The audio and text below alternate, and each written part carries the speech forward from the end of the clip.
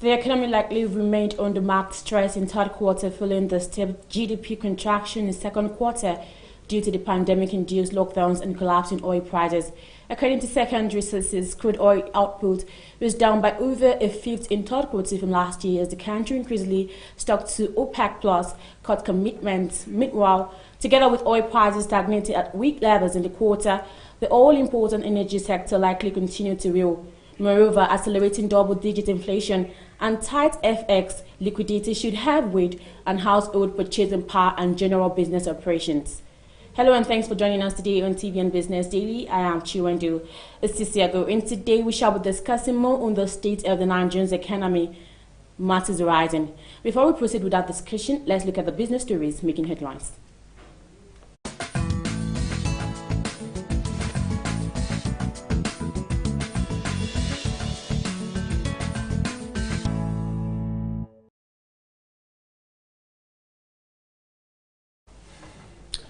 The current recession which the Nigerian economy recently slid into will be short-lived, the Ministry of Finance, Budget and National Planning, Zainab Ahmed, has said. Ahmed said this on Monday at the ongoing 26th Nigerian Economic Summit organized by the Nigerian Economic Summit Group and the Federal Ministry of Finance, Budget and National Planning. She said the country would emerge from the recession in the fourth quarter of this year or the first quarter of 2021. Nigeria's African biggest economy entered into second recession in 5 years in the third quarter of this year as the gross domestic product fell for the second consecutive quarter. The finance minister said the COVID-19 induced recession followed the pattern across the world where many countries had entered economic recession. The House of Representatives has said Nigeria's aviation sector needs about 50 billion naira to cushion the effect of the COVID-19 pandemic, while dismissing the 4 billion naira proposed by the federal government as grossly inadequate. The House Committee on Aviation, which addressed journalists in Abuja on Monday, noted that all the countries were providing bailouts to the aviation industry. The chairman of the committee, Nolim Naji, said the just concluded public hearing on the amendment bills for the review of some aspects of the Civil Aviation Act had brought the force of the impending crisis into the aviation industry, which require urgent attention. While alleging over-regulation of domestic airlines, the committee declared inadequate night landing facilities in most of the airports, thereby affecting the operation flight hours daily. Similarly, the Senate on Monday warned that traveling by air was now very risky and dangerous as a result of the poor state of aircraft being used to convey passengers by the operators. The Naira exchanged to the dollar for 483 in the parallel market on Monday. This was despite the regular interventions in terms of forex injections by the Central Bank of Nigeria. Bureau of the Change operators have blamed the depreciation of the Naira on the activities of speculators. The President Association of Bureau of the Change operators of Nigeria, Alhaji Aminu Gwabade, said speculators would lose money as CBN had enough reserves to fund the market and defend the Naira. He noted that the Naira had in the last few days depreciated in the parallel market but had remained stable at 379 Naira to the dollar at the official CBN rate. According to Gwabade, with nearly $36 billion foreign reserves, the CBN has what it takes to punish the enemies of the economy, forcing the Naira to depreciate to speculative activities. Transactions on the floor of the Nigerian equity market extended losses on Monday as bears tightened their grip on the market. The market breadth also closed on a negative note with 5 gainers against 46 losers. The Nigerian Stock Exchange All-Share Index dipped 15.04 basic points or 0.04% to close at 34,121.78 index points as against 34,136.82 recorded the previous trading section. The market capitalization of equities depreciated by 8 billion naira from 17.84 trillion naira last Friday to 17.83 trillion naira as market sentiment remained on a negative territory. Further analysis of the day's trading shows that in percentage term, Elton African PLC topped the day's gainer table with 5% to close at 525 naira per share, while BUA Cement PLC followed with 4.77% to close at 56 naira per share. And that's the business news on Television Nigerian. I am Chiwendu Osisiago. Let's take a quick break. We'll be back shortly. My name is Chiwendu Osisiago, presenter Television Nigerian Business Daily. In a globalizing world, ours is to keep you engaged, informed and educated on contemporary happenings in the the business world. We therefore command a special audience of business-minded viewers who are eager to know more about business, your business. Why don't you take advantage of our special affordable offer to let the world know about your concepts, your goods, and of course, your services? You can call us on 080-3071-6959 or 070-3234-9054. You can also visit us at Television Nigerian in Guzapi, Abuja, and follow us on all the social media handles on Facebook, YouTube, and of course, on Twitter at Television Nigerian. Your business is our concern.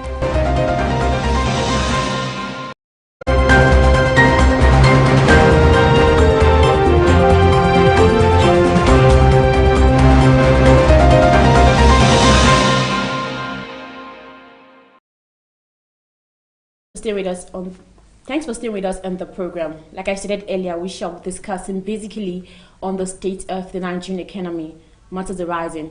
My guest is here in the studio. He is a public affairs analyst and of course the CEO Leach Tech Limited, Mr. Joseph Uroja. You're welcome to TVN Business. Thank you for having me on your show today. It's good to have you today. Okay, looking at the first news story I read about the finance minister talking about Zainab Ahmed, talking about that Nigeria will soon exist recession. How do you think it's possible? A couple of weeks back, they announced that we're going into another recession. I think this is the second in the year. Yeah, in 5 years. In 5 years, second in 5 years. And we're not expecting it because we're all assured that after the last recession, things are going to bounce back. But you see, we cannot really predict the impact of COVID-19 on the economy. And apart from that, we were not prepared for it. Nobody saw it coming.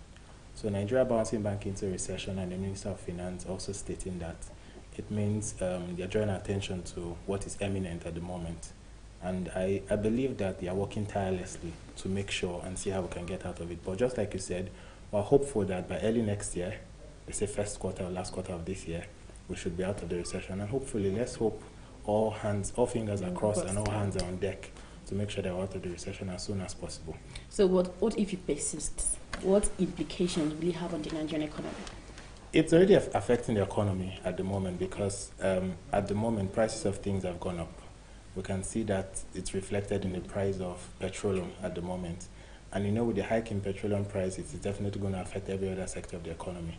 The Nigerian economy is primarily tied around petroleum.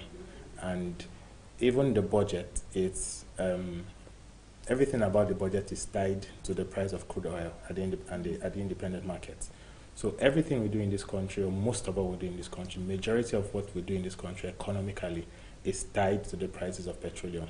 So we are hopeful that we can diversify the economy because prices of petrol, pump price of fuel at the moment is 186, 170, depending on the filling station you're buying from. I know that affects every other thing. It affects the traders in the market who are going to the farm to transport products from point A to point B. It means that if whatever they are transporting, the price of their products is going to be inflated also because the cost of transportation is affecting the movement of goods from point A to point B. So at the end of the day, the individual or the Nigerian are the ones that are in the receiving end of all of this. So it's already telling a lot on the economy. Prices of foods have gone up. A bag of rice should be 40,000, 50,000 naira now. Borders are closed. So there's a whole lot that the recession has done to this country. Things keep increasing on a daily basis.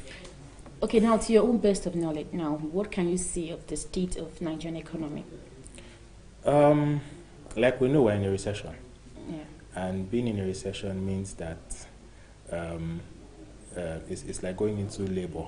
It means that the attention should be on the delivery of the baby and the safety of the mother. So at the moment, knowing that we're in a recession, all hands should be on deck to get us out of it because the ordinary man on the street is actually taking the brunt of it. So what we can say is that we just have to come up with policies that can help tackle all of this.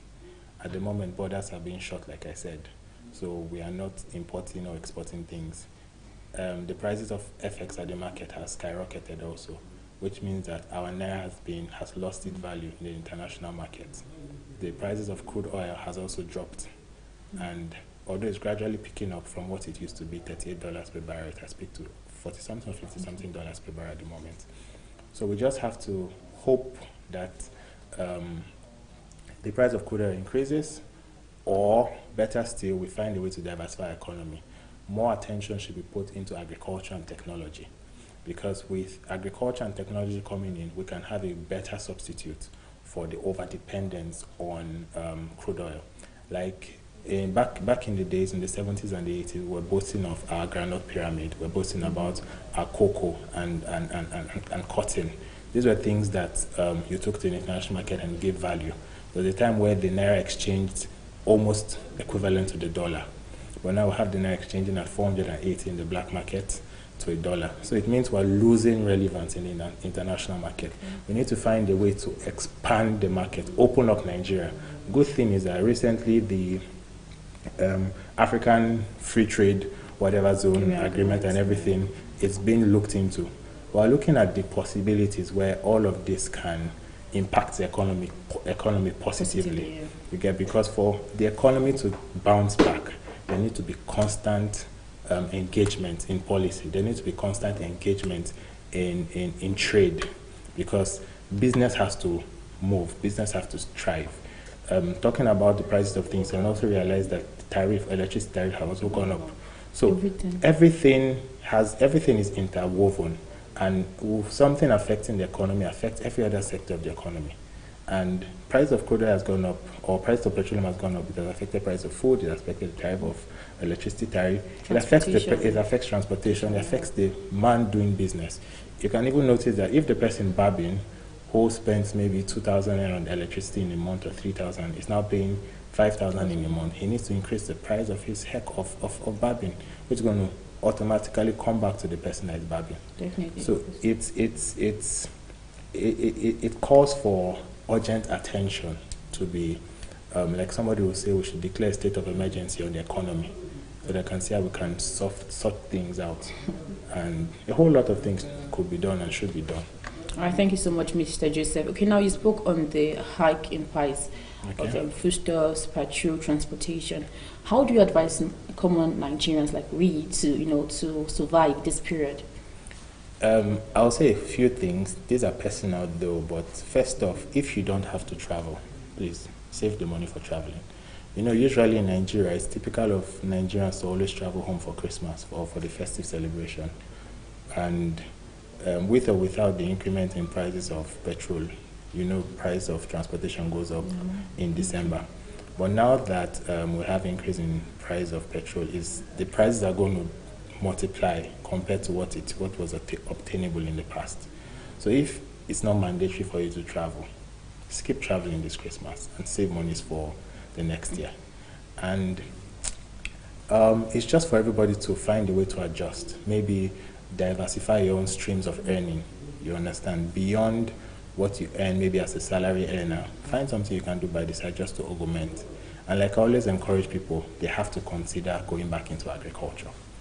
Because as a business consultant, one sector that is still very much untapped at the moment is agriculture.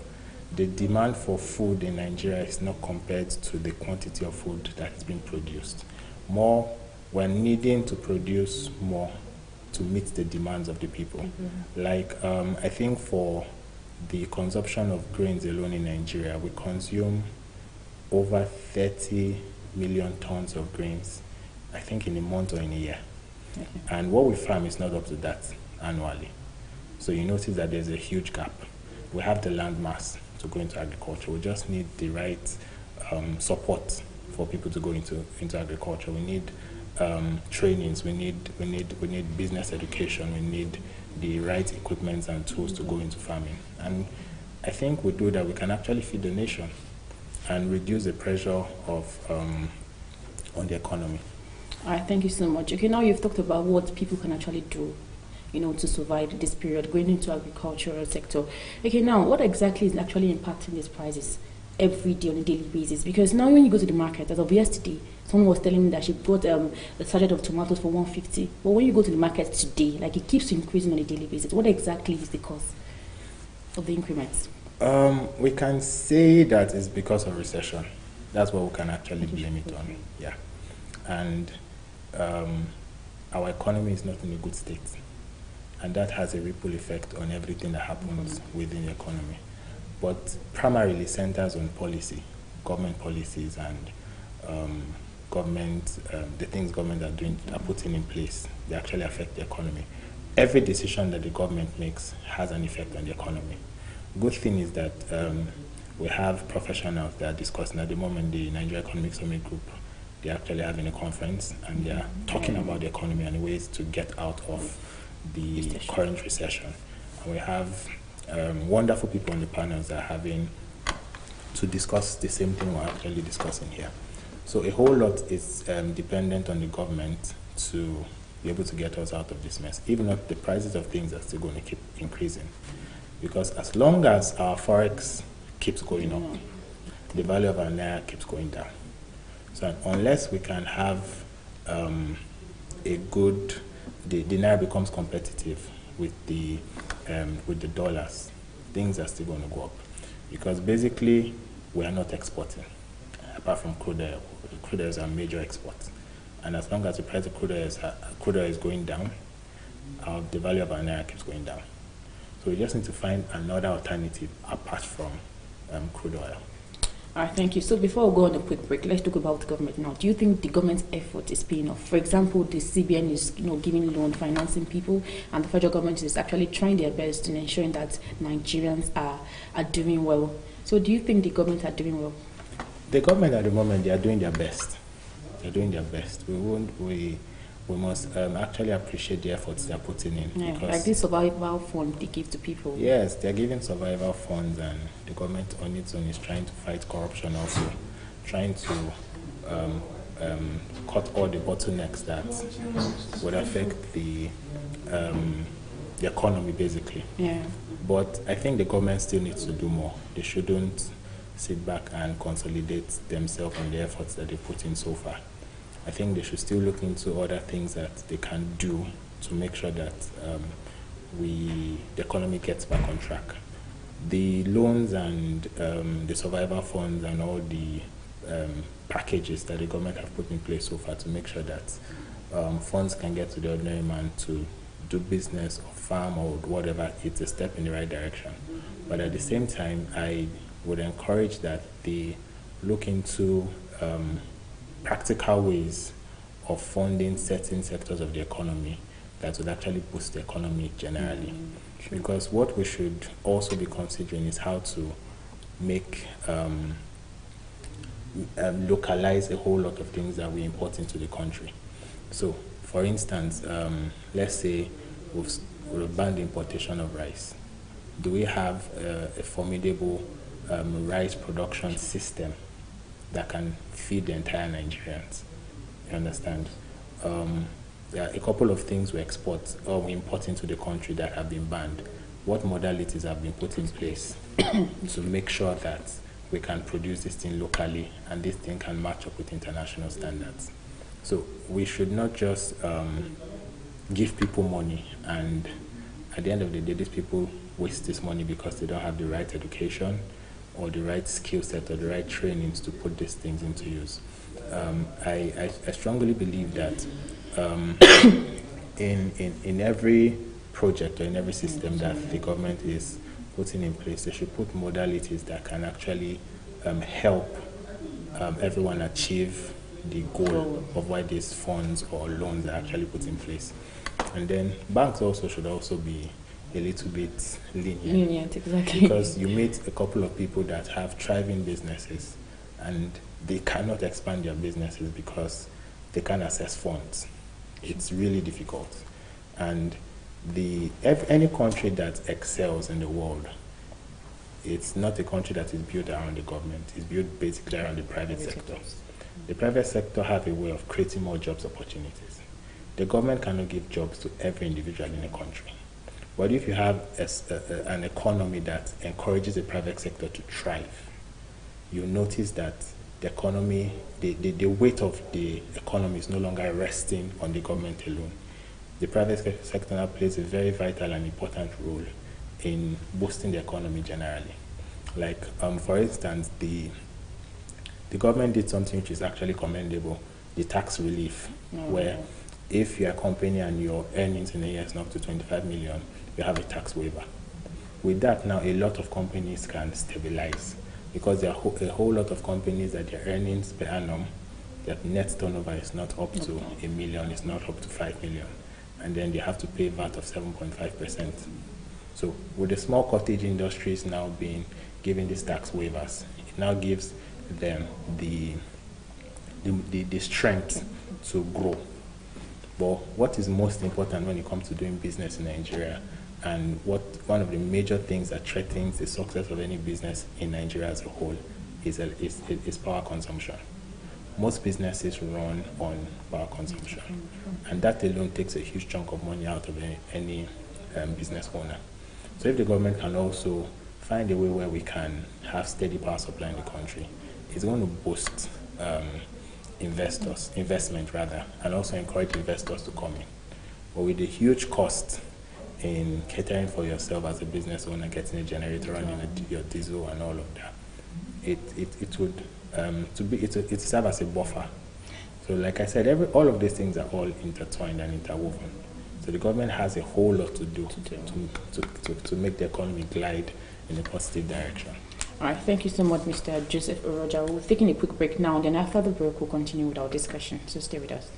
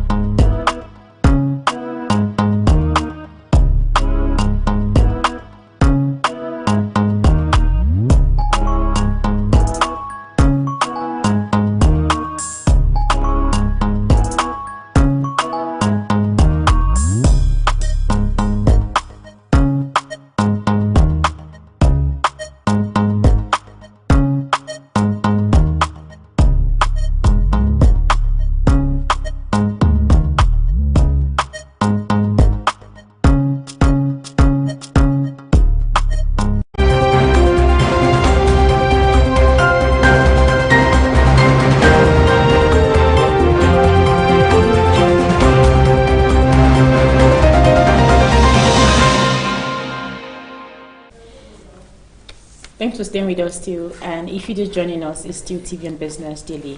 We've been discussing on the state of Nigerian economy, matters arising. Because my guest is here who has been discussing with us, he is the public affairs analyst and the CEO Lead Tech Limited, Mr. Joseph Uroja. Okay, now my next question for you is that how would you envisage 2021? 2021, we actually envisage 2021 as a good year. You know, for 2020 actually surprised all of us. Yeah. We had great plans and aspirations for 2020, but the COVID-19 coronavirus pandemic came and changed the atmosphere of things. But the good thing is that there's a vaccine that is being worked on at the moment. So hopefully by 2021, COVID-19 or coronavirus won't be so much of an issue. So it means that we'll be going back to our normal way of life. At least we can do. For those that will need the vaccine, we take the vaccine, and it means that it will become business as usual. People will begin to move about their normal duties. Most companies and organizations that had downsized will not have to employ more people back.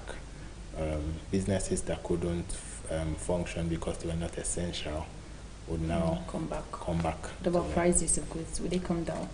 Prices of goods basically, in Nigeria, basically would depend solely on the economy.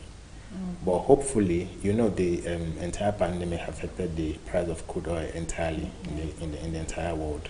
So with the vaccine and everything about coronavirus gradually dying down, at least when we see a situation where the price of crude oil will also go up, and that on its own will affect the economy